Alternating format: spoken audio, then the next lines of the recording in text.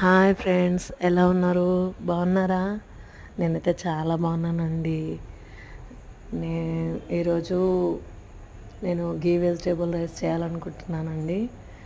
మా ఇంట్లో 3 వెజిటేబుల్స్ అవైలబుల్గా ఉన్నాయి ప్రజెంట్ అయితే. వాటితో నేను గీ రైస్ చేయాలనుకుంటున్నా. చూద్దాం రండి. ఫస్ట్ గీ వేసుకోవాలండి. ఆ తర్వాత పోపు దినుసులు వేసుకోవాలి. ఆ తర్వాత కొత్తిమీర, పుదీనా, పచ్చిమిర్చి అవన్నీ వేసుకోవాలి. కొంచెం రోస్ట్ అవనివ్వాలండి. ఆ తర్వాత వెజిటేబుల్స్ అన్నీ వేసేసుకోవాలి. కొంచెం బాగా గీలో రోస్ట్ అవనివ్వాలండి. అది కొంచెం మగ్గిన తర్వాత కొంచెం కొరియండర్ పౌడర్ వేసుకోవాలండి. ధనియా పొడి వేసుకున్న తర్వాత కొంచెం మగ్గిన తర్వాత మూత తీసి కొంచెం పెరుగు చల్లుకోవాలండి. ఒక ప్యాకెట్ పెరుగు వేసుకున్నాను నేనైతే. బాగుంటుందండి పెరుగు కాంబినేషన్లో బగారా రైస్లోకి. అంటే బాగా కుక్ అవుతుంది, అందులో వెజిటేబుల్స్ మంచి టేస్ట్ వస్తుంది. అందుకని నేను పెరుగు వాడాను, చాలా బాగుంటుంది.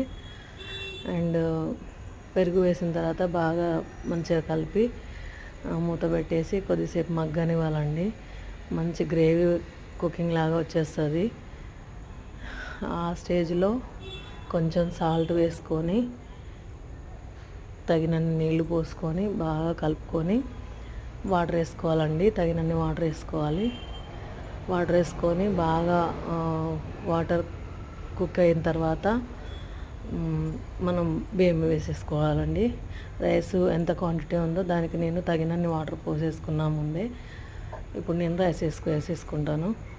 రైస్ వేసుకున్న తర్వాత బాగా కుక్ అయిన తర్వాత తీసి చూస్తే హైలైట్ అంటే హైలైట్ అయిందండి. సూపర్ అంటే సూపర్ ఉంది. టేస్ట్ కూడా చాలా బాగుందండి. మీరు కూడా ట్రై చేయండి. నచ్చితే లైక్ చేయండి, షేర్ చేయండి, సబ్స్క్రైబ్ చేయండి.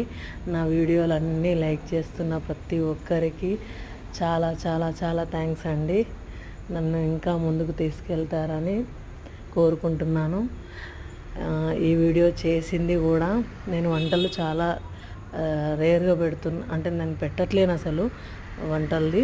కానీ ఈ వంటది పెట్టడానికి రీజన్ మీ అందరికీ దీని ద్వారా మీకు థ్యాంక్స్ చెప్పాలని చేస్తున్నాను. చాలా చాలా థ్యాంక్స్. Like, share, subscribe.